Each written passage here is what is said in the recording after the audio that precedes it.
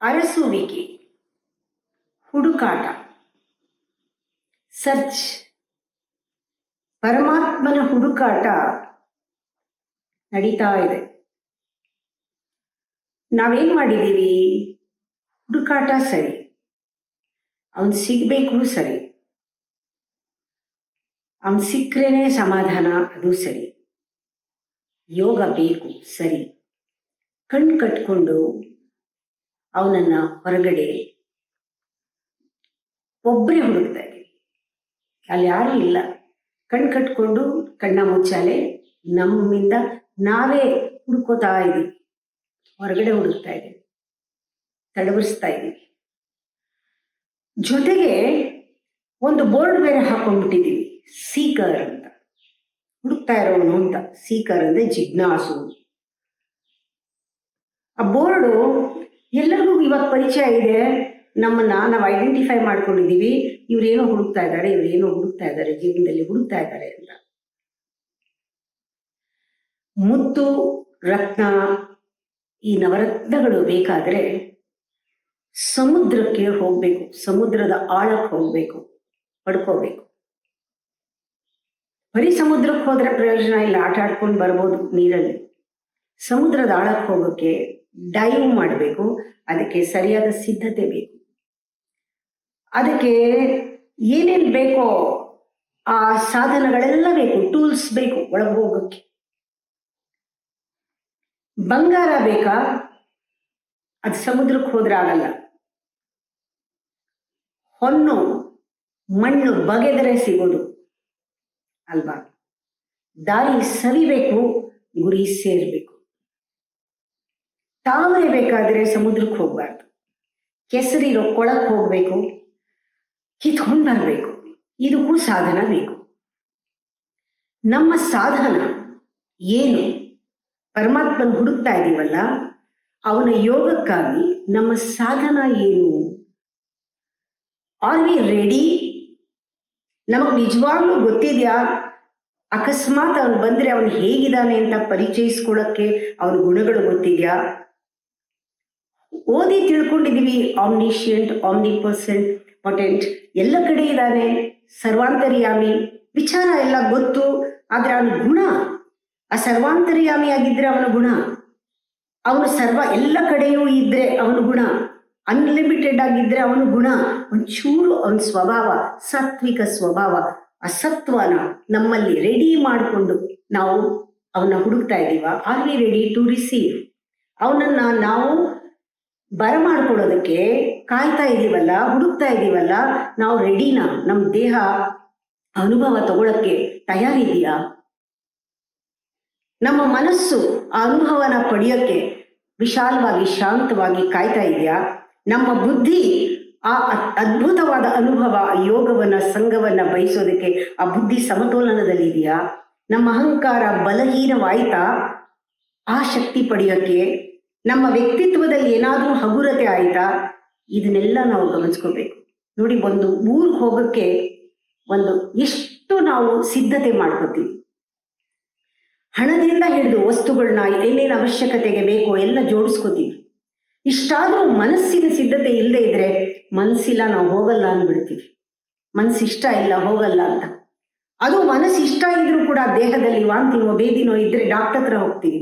ಮೊದಲು ಊರಿಗೆ ಹೋಗಲ್ಲ, ಡಾಕ್ಟರ್ ಸರ್ಟಿಫಿಕೇಟ್, ಯೋಗ್ಯ ನೀನು, ಪರವಾಗಿಲ್ಲ ಹೋಗು ಅಂತ.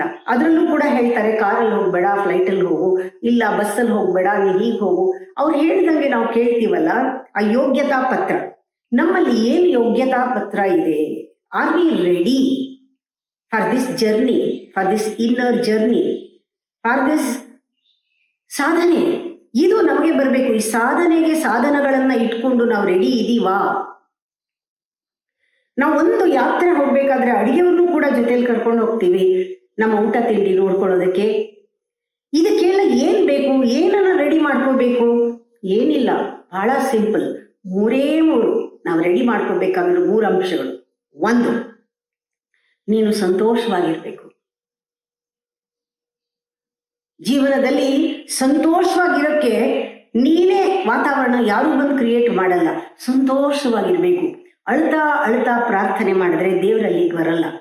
ಮೊದಲನೇ quality happiness, full of happiness.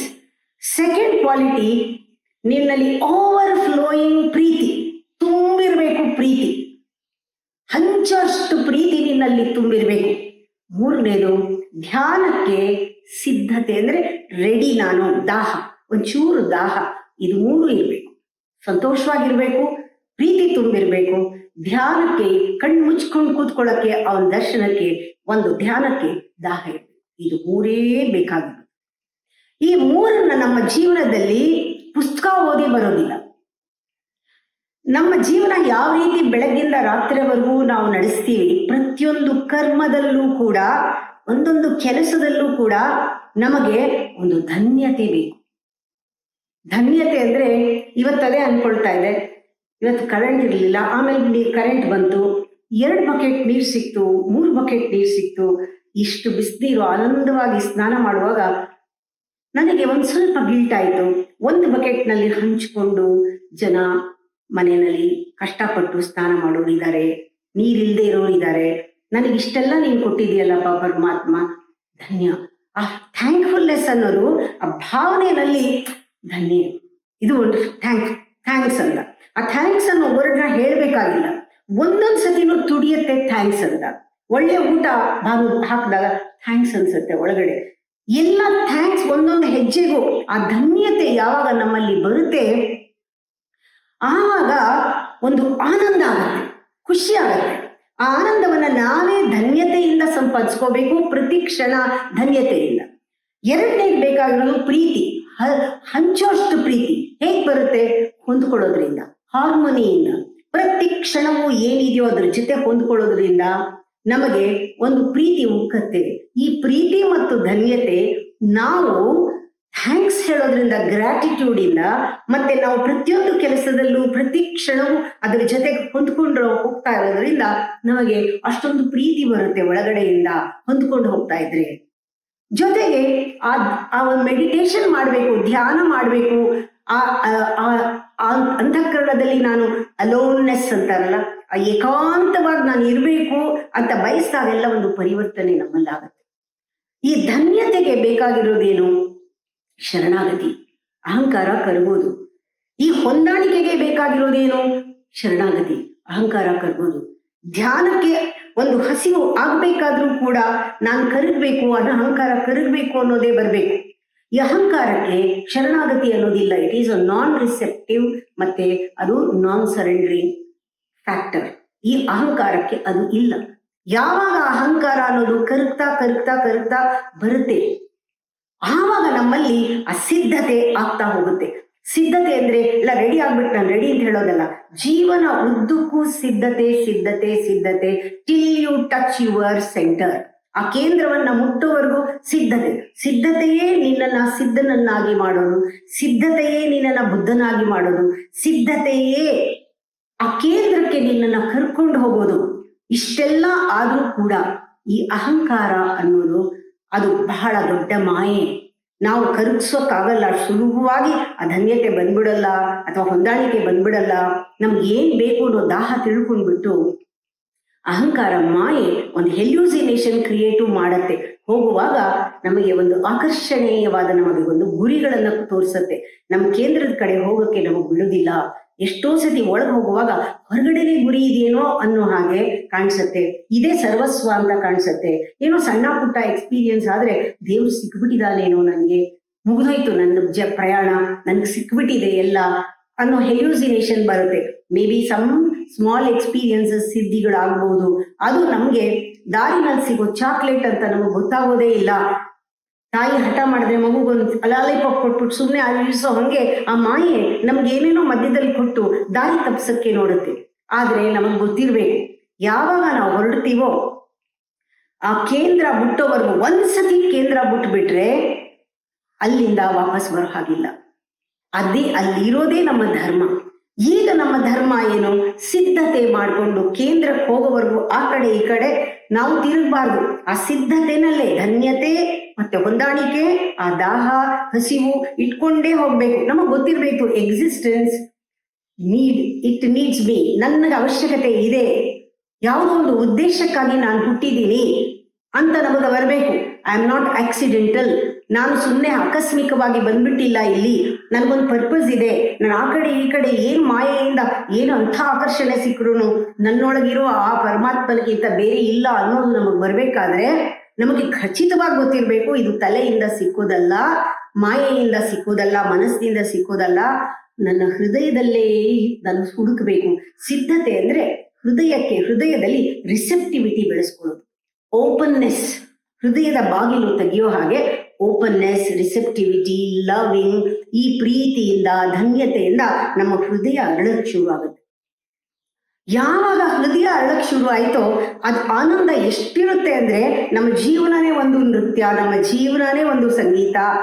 Life is music, life is dance and life is celebration ಅಂತ ಹೇಳ್ತಾ ಇರ್ತೀನಿ.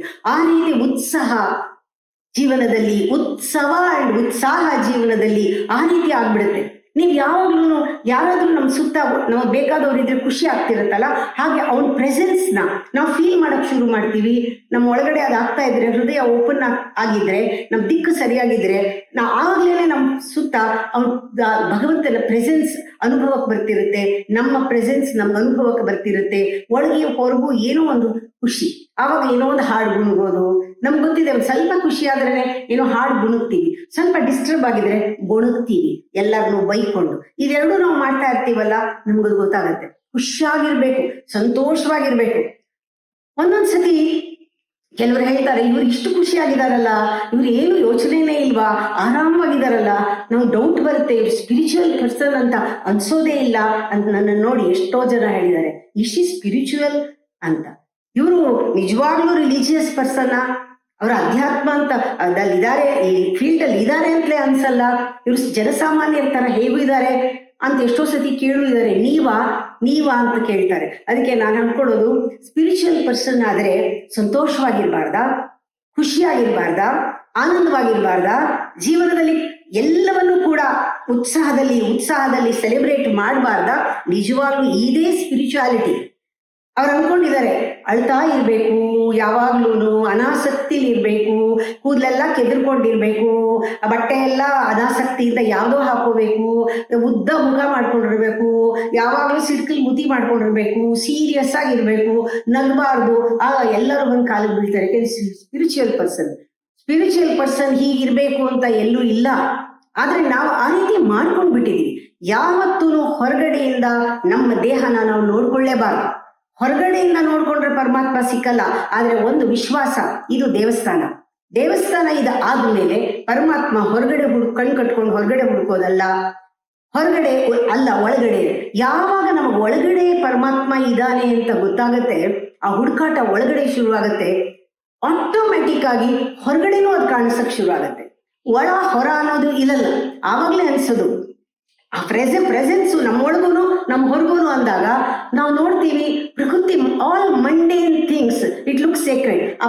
ಪವಿತ್ರೋ ಸರ್ವಾವಸ್ಥಾಂಗತೋಪಿವ ಯಸ್ಮರೇ ಪುಂಡರೀಕಾಕ್ಷಂ ಸ ಬಾಹ್ಯಾಭ್ಯಂತರ ಶುಚಿ. ಯಾವ ರೀತಿ ಆ ಸಿದ್ಧತೆ ಆಗ್ತಾ ಇರುತ್ತೆ ಅಂದ್ರೆ, ಅದು ಒಳಗು ಹೊರಗು ಕ್ಲೀನ್ ಆಗ್ತಿದ್ರೆ ಇಡೀ ಪ್ರಪಂಚ ಆ ಪರಮಾತ್ಮನ ಪ್ರಕಟ ಸ್ವರೂಪ. ಇದೇ ಪ್ರಪಂಚವೇ ಪರಮಾತ್ಮ, ಬೇರೆ ಪರಮಾತ್ಮ ಅಂತ ಇಲ್ಲ ಎಲ್ಲೂ. ಅಕಸ್ಮಾತ್ ಇದ್ರೆ ಅದು ಅವ್ಯಕ್ತ ಸ್ವರೂಪ ಪ್ರಪಂಚದ್ದೇನೆ. ನಮ್ಮ ದೇಹ ಹೇಗೆ ಪರಮಾತ್ಮನ ವ್ಯಕ್ತ ಸ್ವರೂಪವೋ ಹಾಗೆ ಎಲ್ಲವೂ ಕೂಡ ಈ ಗಿಡ ಮರ ಎಲ್ಲ ಆ ಬೀಜದ ವ್ಯಕ್ತ ಸ್ವರೂಪ. ಎಲ್ಲಿದೆ ಆ ಗಿಡ ಮರ? ಅವ್ಯಕ್ತವಾದ ಬೀಜದೊಳಗಿದೆ. ಈ ರೀತಿ ಮೆಟೀರಿಯಲಿಸಮ್ಗೂ ಸ್ಪಿರಿಚುವಲಿಸಮ್ಗೂ ಏನು ವ್ಯತ್ಯಾಸ ಗೊತ್ತಾಗಲ್ಲ. ಆಗ ನಾವು ಯಾವ ಬಗ್ಗೆನೂ ಸುಮ್ಮನೆ ನೋಡಿ ಮಾತಾಡಲ್ಲ. ಒಳಗಡೆ ಏನೋ ಇರಬೇಕು. ಆ ಒಳಗಡೆ ಯಾವಾಗ ಕಾಣಲ್ಲ ನಮಗೆ ಅರ್ಧ ನಾಲೆಡ್ಜ್ ಅನ್ಕೊಂಡು ಬಾಯಿ ಮುಚ್ಕೊಂಡು ಸುಮ್ಮನೆ ಇರ್ತೀವಿ. ನಾವು ಒಳಗಡೆ ಮಾತ್ರ ಅವ್ರನ್ನ ರೆಕಗ್ನೈಸ್ ಮಾಡ್ಬಿಟ್ರೆ ಹೊಂದ್ಕೊಂಡ್ಬಿಡ್ತೀವಿ, ಧನ್ಯತೆಯಲ್ಲಿ ಹೊಂದ್ಕೊಳ್ತೀವಿ, ಧ್ಯಾನದಲ್ಲಿ ಅವ್ರನ್ನ ಸೇರಿಸ್ಕೊಳ್ತೀವಿ. ಇದೆಲ್ಲ ಬರುತ್ತೆ, ತಿಳ್ಕೊಂಡ್ಬಿಡ್ಬೇಕು. ಹಳತು ಕೆಟ್ಟಿರೋದು, ಹಾಳಾಗಿರೋದು ಹಳತು ಅಂತೀವಿ. ಈ ಹಳತು ಮತ್ತೆ ಸತ್ತು ಹೋದ ನೆನ್ನೆಗಳು, ನಮ್ಮ ಎಲ್ಲ ಅಭ್ಯಾಸಗಳು, ಜನ್ಮದ ಈ ಅಭ್ಯಾಸಗಳು ಎಲ್ಲವೂ ಕರ್ಮವೇ. ಇಷ್ಟು ಕರ್ಮ ನಮ್ಮನ್ನ ಬಂಧಿಸಿರುತ್ತೆ ಯಾವಾಗ್ಲೂ ಕೂಡ. ಯಾವ ರೀತಿ ಹಿಡ್ಕೊಂಡಿರುತ್ತೆ ಅಂದ್ರೆ ಈ ಬೆನ್ ಹತ್ತಿದ ಬೇತಾಳದ ತರ ನಮ್ ಹಿಂದೆ ಕೂತ್ಕೊಂಡಿರುತ್ತೆ, ನಮ್ಮನ್ನ ಬಿಡೋದೇ ಇಲ್ಲ. ಅದೆಷ್ಟು ಬಿಡುತ್ತೋ ಅಷ್ಟೇ ನಾವು ಜೀವಿಸ್ತಾ ಇರ್ತೀವಿ, ಅದು ಬಿಡೋದೇ ಇಲ್ಲ, ಅದು ಬಿಟ್ಟಷ್ಟೇ ಜೀವನ. ಆ ತರ ನಮ್ಮನ್ನು ಹಿಡ್ಕೊಂಡಿದೆ ನೆನ್ನೆಗಳೆಲ್ಲ, ನಮ್ಮ ಕರ್ಮಗಳೆಲ್ಲ, ನಮ್ಮೆಲ್ಲ ಅಭ್ಯಾಸಗಳು ನಮ್ಮನ್ನು ಹಿಡ್ಕೊಂಡ್ಬಿಟ್ಟಿದೆ ಬೇತಾಳದ ತರ, ನಮ್ ಜೀವಿಸಕ್ಕೆ ಬಿಡ್ತಾ ಇಲ್ಲ. ಇದು ನಾವು ನಮ್ಮ ಜೀವನನ ಬಲಿ ಕೊಟ್ಬಿಟ್ಟಿದೀವಿ, ನಮ್ಮ ನೆನ್ನೆಗಳಿಗೆ, ಪಾಸ್ಟ್ಗೆ ಬಲಿ ಕೊಟ್ಬಿಟ್ಟಿದೀವಿ. ಉಸಿರು ಕಟ್ಟೋಗಿದೆ, ನಾವು ಉಸಿರಾಡ್ತಾ ಇರೋದೇ ನೆನ್ನೆಯಿಂದ. ಇದು ನಿಜವಾದ ಜೀವನ ಅಲ್ಲ, ಇದು ನಿಧಾನವಾಗಿ ನಾವೇ ನಮಗೆ ಮಾಡ್ಕೊಳ್ತಿರೋ ಆತ್ಮಹತ್ಯೆ. ಒಂದೇ ಸತಿಗಲ್ಲ, ನಿಧಾನವಾಗಿ ಸ್ಲೋ ಸುಯಿಸೈಡ್. ಇದು ಅಥೆಂಟಿಕ್ ಅಲ್ಲ. ರಾಜಾರೋಷವಾಗಿ ಬದುಕೋನು ಈ ರೀತಿ ಬದುಕಲ್ಲ. ರಾಜಾರೋಷವಾಗಿ ಬದುಕೋನು ಪ್ರತಿ ಕ್ಷಣವೂ ಕೂಡ ನೆನ್ನೆಗಳು ಅವನಿಗೆ ಸಾಯ್ತಾ ಇರುತ್ತವೆ. ನೆನ್ನೆಯ ಭಾರ ಇಲ್ಲ, ನಾಳೆಯ ಭಾವ ಇಲ್ಲ, ಇವತ್ತು ಸಂಪೂರ್ಣವಾಗಿ ಅವನು ಪ್ರತಿ ಕ್ಷಣನೂ ಬದುಕ್ತಾನೆ. ಯಾವ ರೀತಿ ಬದುಕ್ತಾನೆ ಅಂದ್ರೆ ಅದರಲ್ಲಿ ಅನುಭವ ಏನಾಗುತ್ತೆ ಅದಕ್ಕೆ ವ್ಯಾಲ್ಯೂ ಮಾಡೋಕ್ಕಾಗಲ್ಲ. ಇನ್ವ್ಯಾಲ್ಯೂಬಲ್ ಎಕ್ಸ್ಪೀರಿಯನ್ಸ್. ಪ್ರತಿ ಕ್ಷಣನೂ ಹೊಸತು ತಾಜಾ. ಆ ಜೀವನದಲ್ಲಿ ಆ ಉಡುಗೊರೆ ತರ ಅವನು ಕಣ್ಗುತ್ಕೊಂಡು ಧನ್ಯತೆಯಿಂದ ತಗೊಂಡಾಗ ಅವನು ಏನು ವಾಪಸ್ ಕೊಡಕ್ ಆಗತ್ತೆ ದೇವರೇ? ಕಣ್ಣೀರು, ಆನಂದ ಬಾಷ್ಪ, a tear of gratitude. Thank you ಇದು ಬರುತ್ತೆ. ಪ್ರತಿ ಕ್ಷಣವೂ ಥ್ಯಾಂಕ್ಸ್ ಹೇಳ್ಬೇಕು. ಆ ರೀತಿ ಉಡುಗೊರೆಗಳು ಅವ್ರಿಗೆ ಬರೋಕ್ ಶುರು ಆಗುತ್ತೆ.